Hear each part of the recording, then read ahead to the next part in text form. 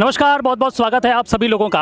आज मेरे साथ उपस्थित हैं समाजवादी पार्टी के प्रदेश अध्यक्ष श्रीमान श्यामलाल पाल जी। नमस्कार, बहुत बहुत स्वागत है आपका। Thank you.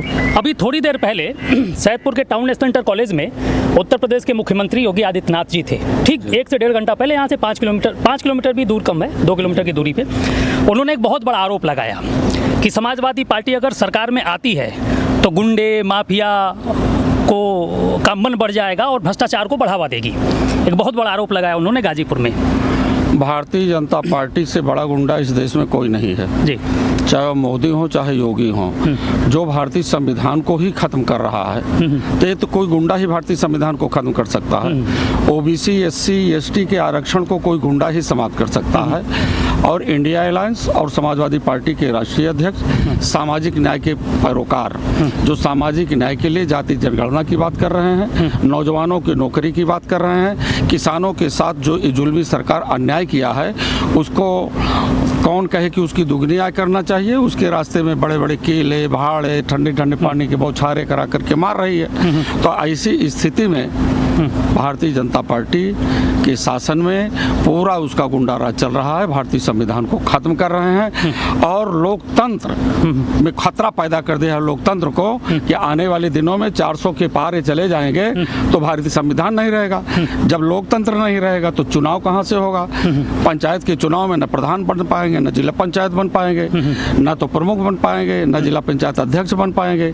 एमएलए एमपी की बात तो छोड़ दीजिए, राजतंत्री व्यवस्था आ जाएगी। इस राजतंत्री व्यवस्था के खिलाफ जैसे बाबा साहब ने जिहाद छेड़ा और उस जिहाद के माध्यम से भारतीय संविधान दिया, उसी भारतीय संविधान की रक्षा के लिए आज किसान, नौजवान, युवा, बुजुर्ग और महिलाएं बिल्कुल पूरी तरह से सरकार के खिलाफ आक्रोश है और इंडिया अलायंस के प्रत्याशियों को भारी मतों से जिता करके इस देश से भारतीय जनता पार्टी को खत्म कर। अच्छा, इसी मैटर पे वो बाबा साहब को याद करते उन्होंने ये कहा कि बाबा साहब का जो आरक्षण का जो संविधानिक जो उन्होंने संविधान बनाया है वो अगर समाजवादी पार्टी और कांग्रेस की सरकार बनती है तो ये पूरा का पूरा आरक्षण का जो लाभ है जो जातीय समीकरण के हिसाब से होता है वो धार्मिक के तौर पर ये मुसलमानों को देना चाहते हैं। और इसी बीच में उन्होंने अफजाल अंसारी और उनके परिवार के ऊपर भी निशाना साधा। समाजवादी पार्टी का गठन जो है बाबा साहब डॉक्टर भीमराव अंबेडकर और डॉक्टर लोहिया के विचारों से माननीय नेताजी धरतीपुत्र मुलायम सिंह यादव ने बनाया है। और सामाजिक लड़ाई के लिए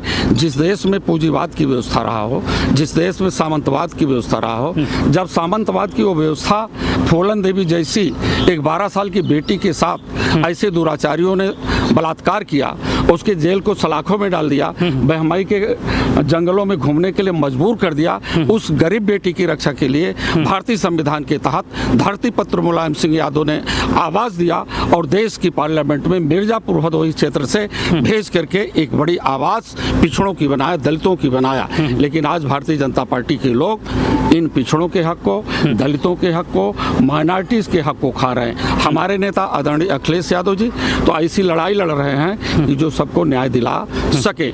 सबको लोहिया जी के सामंतवाद के खिलाफ जो आवाज रही है 100 में 60 की बात उन्होंने किया और इस देश में जिसकी संख्या है उसी संख्या के अनुपात में उसको आरक्षण मिल जाए, उस लड़ाई को आदरणीय अखिलेश। अच्छा, अब आखिरी चरण का मतदान है और 1 तारीख को फाइनल ही हो जाएगा।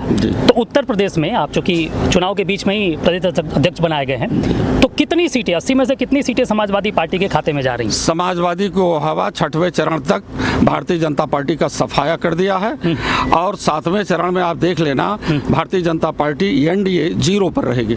चलिए, बहुत बहुत धन्यवाद आपका। आप सुन रहे थे समाजवादी पार्टी के प्रदेश अध्यक्ष श्यामलाल पाल जी को। बहुत बहुत धन्यवाद। जय हिंद, जय मां भारती।